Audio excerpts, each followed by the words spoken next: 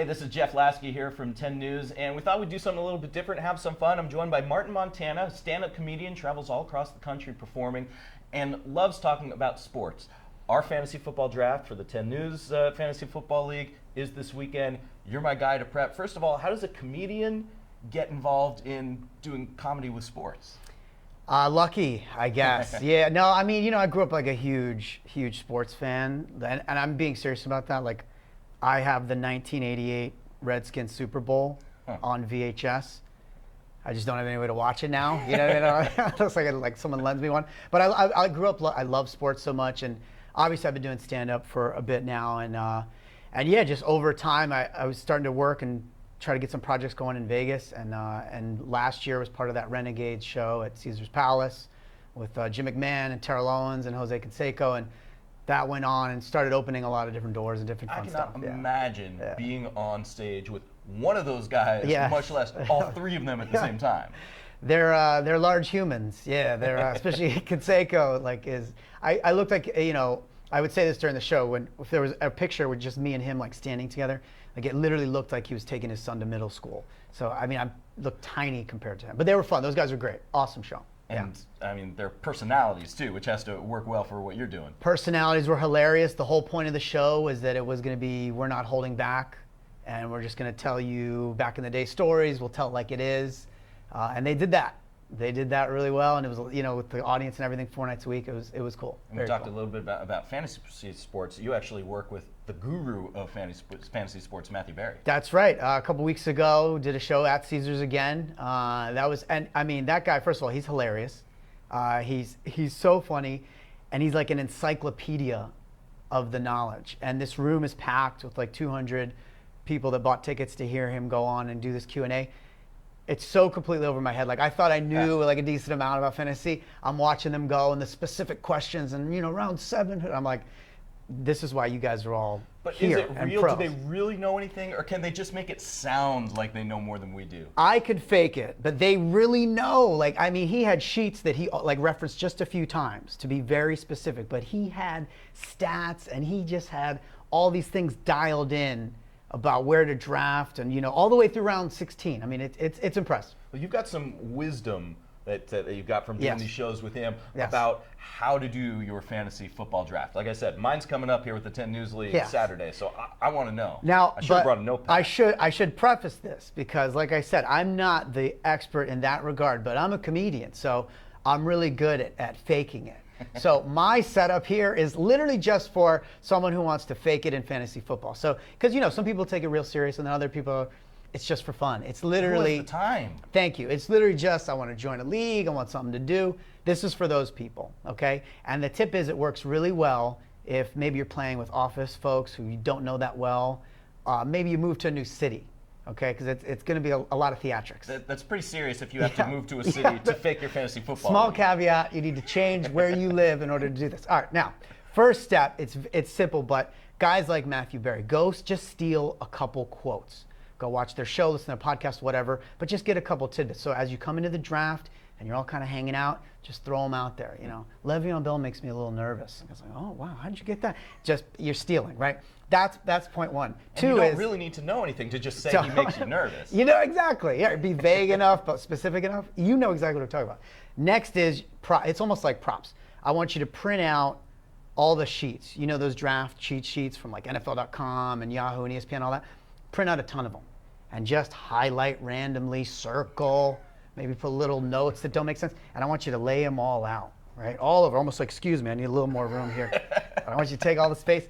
And then screens, that's my next thing. So if you're doing the draft on your laptop, right, I want you to have maybe your phone here with another website up and some kind of tablet or iPad, just playing a highlight on loop. Something that'll stand on its own, yeah, too. Yeah, right.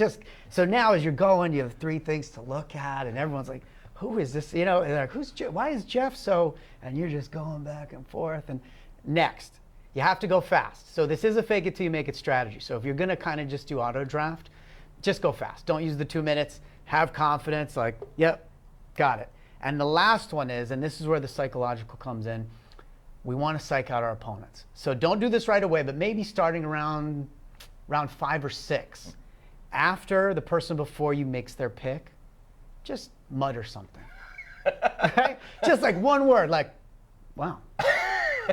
Or like, okay. Just one little phrase to make them second guess. Go through the draft, you wrap up your materials, put it in some big briefcase or something, off you go. This doesn't seem, it may impress folks, doesn't seem like it's going to make you friends in the office. Yeah. It's like, it's the guys you don't know all that well, but Right. you might still not be getting to know them all that well after pulling off that move. They might fear you in fantasy and in other aspects of your life, but So do you think it's that all you're for fun. intimidating them then into Yes. maybe making draft mistakes? Correct. That's my strategy.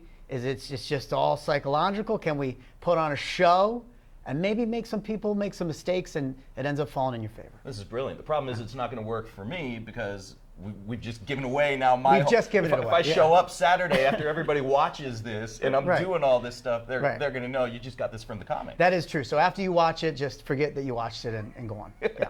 It also sounds like you're trying to intimidate some people who maybe know more or pay attention more, but then you're kind of at risk of being one of those kind of fans, and I think you probably all know what we're talking about. Exactly. Yeah. I mean, well, that's a fine line. That's a really good point because there is a point where you get into sort of being that fan, if that makes sense. Yeah.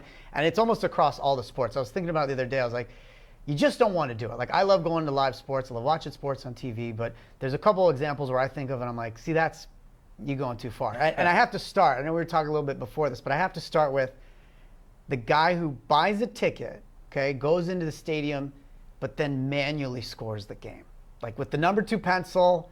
I see you nodding. I know. As a baseball, who was a former baseball broadcaster, I'm going to have to cop to that one. Right? It's almost like a binder, and they're there, and they're looking, and they're checking, and the whole thing. And I will admit, maybe this is my insecurity, because if you were doing it, I'd be watching you like, what? This guy think he's smarter than me? Like, what is he writing over there? It's kind of that. It kind of freaks me out a little bit. So that's my first one, okay? My second one is about jerseys. So it's sort of like the person who wears a jersey just to show you that they own a jersey, if you've ever seen that, right? Like you could be at like Lakers Warriors game, and then all of a sudden in the crowd you see a guy with a Akeem Olajuwon jersey, and you're like, I'm like, did that guy wake up like today's the day I let the Staples Center know that I'm a fan of Akeem the Dream? Like what? It's just not related. Like he's not playing. It's not the right teams. That's the message she's trying to give at that moment. I never understood that one. My next one would probably be High School Hero, and that happens a lot. But it's when you're at a game watching sports and the person has to sort of insert their high school story in relation to what the actual pros are doing, It's like, oh yeah, we ran the flex offense. It's like, oh, in high school, yeah? Yeah, we ran the flex offense too. Our center was 6'1". So that was the competition we were facing. Like, it's really not relevant to the pros. Yeah, it's the same game from high school to nothing's changed. The same speed, everything, right? Yeah. And then my next one would be anything with fighting.